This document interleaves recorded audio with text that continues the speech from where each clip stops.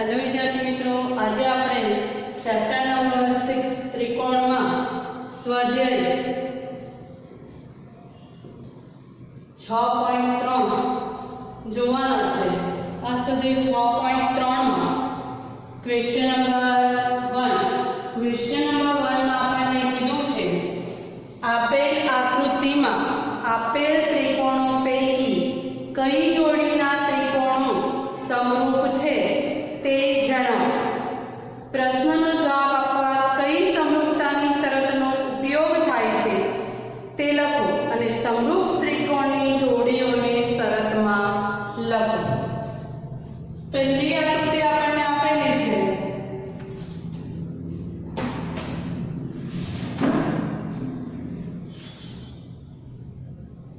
ત્રિકોણ ABC। બીજી આકૃતિ આપણને આપેલી છે ત્રિકોણ PQR।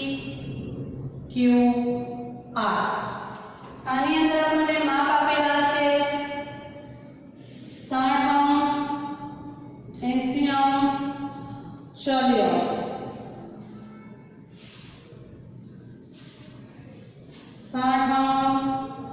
80° અને 40°। આ રીતની બે આકૃતિ આપેલી છે। એમાં સૌથી પહેલા આપણે જોવાનું છે કે સમરૂપ ત્રિકોણ છે કે નથી। જો સમરૂપ ત્રિકોણ હોય તો કઈ શરતની અંદર લાગુ પડે અને કઈ રીતે ત્રિકોણ સમરૂપ થાય છે તે।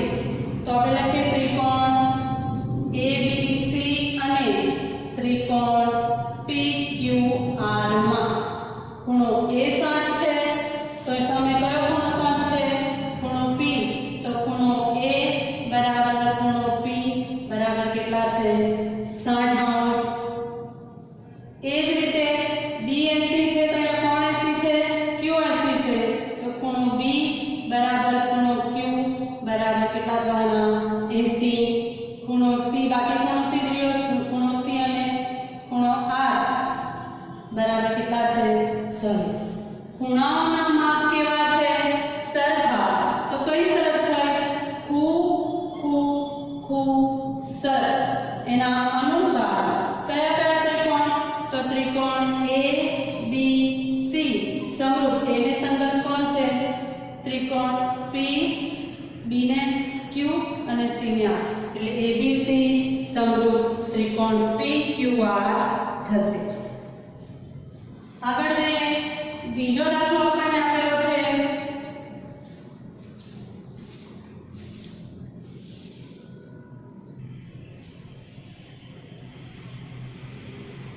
ચલો આગળ જઈએ। બીજો દાખલો છે જેમાં કીધું છે ત્રિકોણ ABC। AB બરાબર આપણને 2 સેન્ટીમીટર આપેલા, BC બરાબર 2.5 અને AC બરાબર 3 આપેલા છે। PQ બરાબર 6, QR બરાબર 4 અને PR બરાબર 5 સેન્ટીમીટર આપેલા છે। અહીંયા આપણે સાબિત કરવાનું છે કઈ પહેલા તો આપણે જોવાનું છે, પછી કઈ શરત લાગુ પડે અને કયો ત્રિકોણ સમરૂપ બને, કયા કયા દરે લખવાનું છે। તો સૌથી પહેલા લખીએ ત્રિકોણ ABC અને બીજો ત્રિકોણ છે PQR। તો ત્રિકોણ PQR માં અહીંયા બાજુ આપેલી છે એટલે બાજુનો ગુણોત્તર લેવો પડશે। જો 2 છે તો એની સાથે સરળતાથી 6 લઈ શકીએ, પણ 3 સાથે 6 ને લઈશું અને 2 સાથે કોને લઈએ? 4 ને। તો શું લખીએ? AB ના છેદમાં QR। AB કેટલા છે? 2, QR કેટલા છે? 4। 2 2 4 1/2। AC લઈએ, AC ના છેદમાં કોણ આવવાનું? PQ। AC ના છેદમાં કોણ આવવાનું? PQ। AC કેટલા છે? 3, PQ કેટલા છે? 6, 3 2 6 1/2। BC લઈએ, BC ના છેદમાં કોણ આવવાનું? બાકી કઈ બાજુ લઈએ? તો PR। અહીંયા કોણ આવવાનું? PR। તો BC કેટલા છે? 2.5 અને PR કેટલા છે? 5। કાં લખાશે 25 ના છેદમાં 10 ગુણ્યા 5 25 5 દુ 10 1/2 આ ત્રણે ત્રણ કેવા છે સેમ છે તો લખાશે શું AB ના છેદમાં QR BC ના છેદમાં PR અને AC ના છેદમાં PQ આ રીતે છે હવે આ તો બધી બહાર લઈએ એટલે બા સરળ અનુસાર કયા ત્રિકોણને સમરૂપ છે તે આપણે લખવાનું છે તો પહેલે તો ABC છે એટલે લખીએ ABC આને સમરૂપ લખવાનું છે તો જો A અહીંયા છે બીજો A કા છે અહીંયા છે B અહીંયા છે B અહીંયા છે C અહીંયા છે C અહીંયા છે સૌથી પહેલે A છે તો A માં Q છે તો A ને આધારે જો Q લઈએ તો અહીંયા બી A ના આધારે Q જવાનું Q થઈ ગયું હવે અહીંયા C છે C ને આધારે કોણ છે P તો અહીંયા બી C ને આધારે કોણ આવવાનું P જવાનું તો જો B ને આધારે આવે તો અહીંયા બી B ને આધારે કોણ આવે આ રીતે થવું જોઈએ સેમ તો A ને સંગત કોણ થવાનું Q B ને સંગત કોણ થવાનું R અને C ને સંગત કોણ થવાનું P તો અહીંયા કોણ સંગત છે ABC સંગત Q R P ખબર પડે આગળ જોઈએ અહીંયા આપેલું છે ત્રિકોણ LMP અને એની બાજુઓના માપ આપણને આપેલા છે એ જ રીતે અહીંયા DEF આપેલા છે અને એના આધારે એના માપ પણ આપેલા છે તો આપણે આ જે દાખલો ગણ્યો એ જ રીતે ગણવાનું છે તો ત્રિકોણ LMP અને ત્રિકોણ DEF માં સૌથી પહેલા આપણે લઈએ L અને આધારે MP કેટલા છે 2 તો આને આધારે 2 ના આધારે કોણ આવવાનું 4 તો આને આધારે કોણ આવશે 6 તો આને આધારે કોણ આવવાનું 5 તો લખીએ LM ના છેદમાં EF તો 2.7 ના છેદમાં કેટલા આવ્યા 5 તો 27 ના છેદમાં કેટલા થઈ જણા 5 ગુણ્યા 10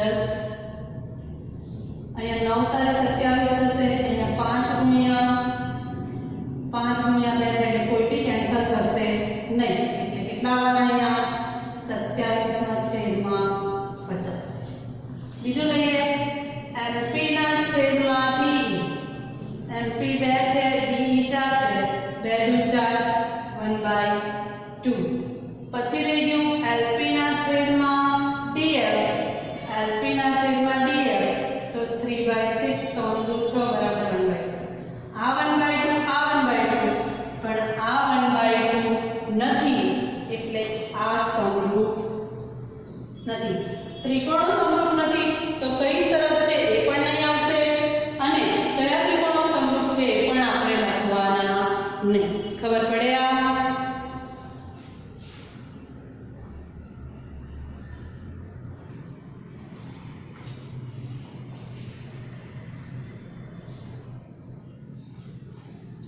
चलो આગળ જે ચોથા દાખલામાં આપણને કીધું છે ત્રિકોણ MNL આપેલું છે બે બાજુઓના માપ આપેલા છે એક ખૂણાનો માપ આપેલો છે સૌથી પહેલા આપણે ખૂણો જોઈ લઈએ તો ખૂણો M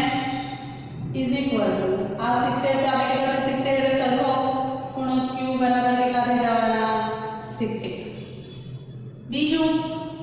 બીજો ત્રિકોણ આપણી પાસે PQR છે Q અને M કેવા થઈ ગયા સરખા હવે બે બાજુ આપેલી છે એક બાજુ છે MN અને બીજી બાજુ છે આપણી પાસે MN હવે એનો ગુણોત્તર કયો લેશે તો જો અહીંયા 2.5 આપેલા છે અહીંયા 5 આપેલા છે તો આને 25 થી નીચે 10 થી રાખી તો 25 તો 50 થઈ જશે અહીંયા 5 અને 10 આપણે 5 થી 10 થઈ જશે એટલે MN ના છેદમાં આપણે લખીશું PQ અને ML ના છેદમાં લખીશું QR MM કેટલા છે 2.5 અને આ કેટલા છે 5 તો 25 ના છેદમાં 5 ગુણ્યા 10 કેમ કે 25 ના 10 અને આ 5 છે 5 50 25 5 દુ 10 બરાબર 1/2 ML છે આપણી પાસે 5 અને QR છે 10 5 દુ 10 બરાબર 1/2 બે બાજુનો ગુણોત્તર સરખો છે અને એક ખૂણો સરખો છે એટલે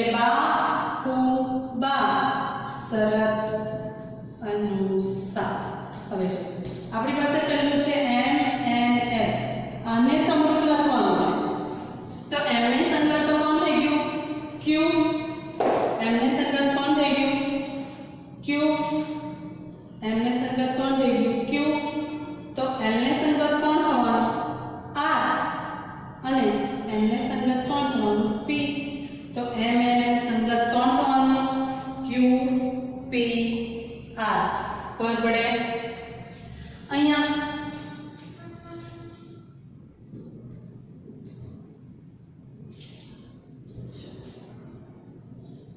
જોઈએ તો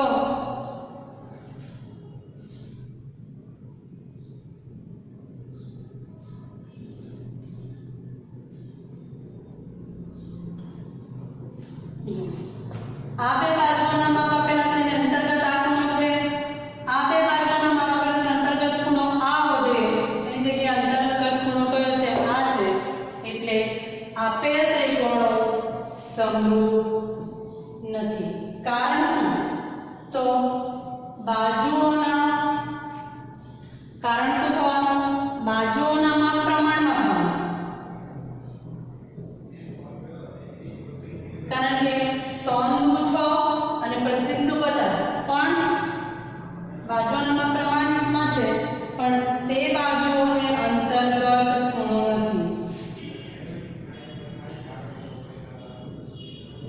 આ એનું કારણ છે અહીંયા ત્રિકોણ આપેલો છે D E F અને બીજો ત્રિકોણ આપેલો છે P Q R હવે અહીંયા જોઈએ તો ખૂણો 70 છે આ બાજુ કોઈ ખૂણો 70 નથી અહીંયા ખૂણો 80 છે તો અહીંયા ખૂણો 80 તો ખૂણો E બરાબર ખૂણો Q બરાબર કેટલા થવાના 80 આપણી પાસે ખૂણો F નથી તો ખૂણો F બરાબર આપણે લખી શકીએ 80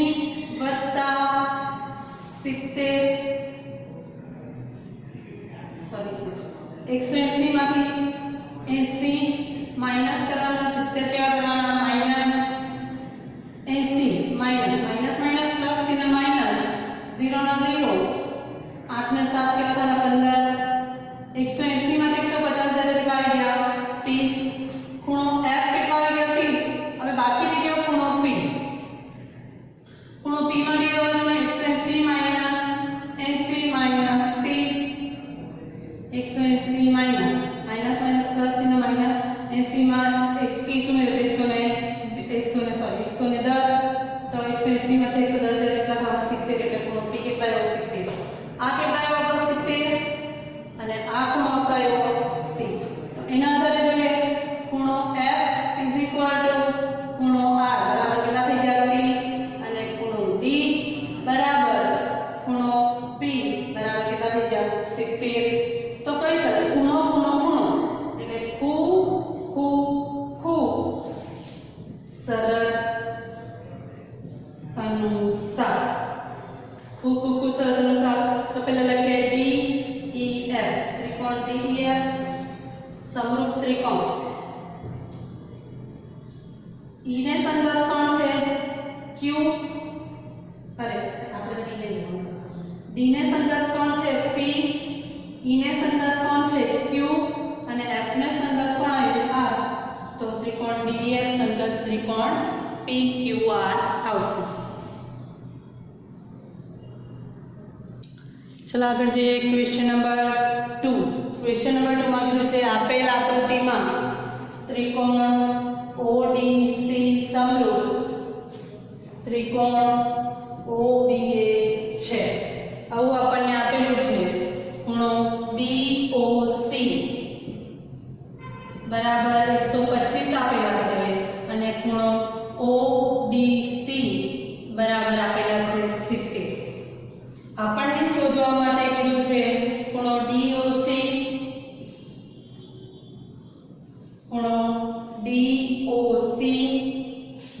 બીજું છે ખૂણો DCO અને ત્રીજો ખૂણો છે OAB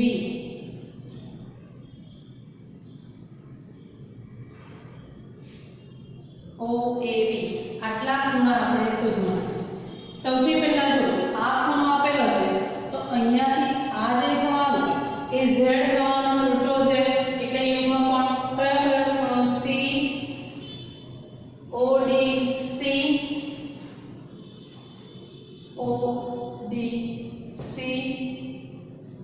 is equal to OBA અથવા OBA કયો છે OBA ODC OBA બંને કેટલા છે સરખા તો જો ખૂણો ODC બરાબર 70 હોય તો ખૂણો OAB બરાબર કેટલા થવાના 70 આ ખૂણાનો માપ મેળવવા આપણને 70 હવે જો આટલેથી આટલે જોઈએ તો આ બે રેખિક જોડના ખૂણા થઈ ગયા। રેખિક જોડના ખૂણા એટલે ખૂણો DOC વત્તા ખૂણો BOC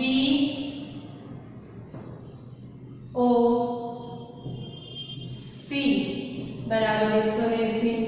DOC આપણી પાસે નથી તો ખૂણો DOC ના DOC પ્લસ ખૂણો BOC બરાબર આપણી પાસે કેટલા છે 125 બરાબર 180 તો ખૂણો DOC બરાબર આ પ્લસ છે પેલી બાજુ જશે તો માઈનસ 180 માઈનસ 125 ખૂણો DOC બરાબર 180 માંથી 125 જશે તો આપણા રહેશે 55 અને કેટલા બના 55 ડિગ્રી આ આપણને મળી ગયા 55 ડિગ્રી તો આપણી પાસે માંગેલું છે OAB આ આપણે શોધવાનું છે પણ જો આ 55 તો આવી 55 થાય કેમ અભિકોણો એટલે જો ખૂણો DOC બરાબર ખૂણો BOC બંને કેવા થશે સેમ કારણ અભિકોણો છે જો અભિકોણો હોય તો ખૂણો DOC બરાબર જો 55 થશે તો ખૂણો BOC બરાબર પણ કેટલા થવાના 55 થઈ ગયું। હવે આ ત્રિકોણ છે ત્રિકોણ ત્રણ ખૂણાનો આપણો સરવાળો કેટલો થાય 180 એટલે ખૂણો DOC વત્તા ખૂણો ODC વત્તા ખૂણો DCO બરાબર 180। DOC કેટલા છે 55 વત્તા ODC DOC 55 ODC એટલે 70 અને DCO આપણે ઉઠવાનું છે પ્લસ DCO બરાબર 180 સાથે 5 12 એટલે 125 વત્તા ખૂણો DCO બરાબર 180 તો ખૂણો DCO બરાબર 180 માઈનસ 125 તો ખૂણો DCO બરાબર કેટલા થઈ જવાના 55 એટલે આપણે યાદ રાખજો 180 માંથી 125 જાય તો કેટલા વધવાના 55 જો DCO આ થઈ ગયો આપણું Z તો આ જો 155 ને તો આની કેટલા થવાનો 55 તો ખૂણો DCO બરાબર ખૂણો OAB શું છે યુગ્મ કોણ અહીંયા યુગ્મ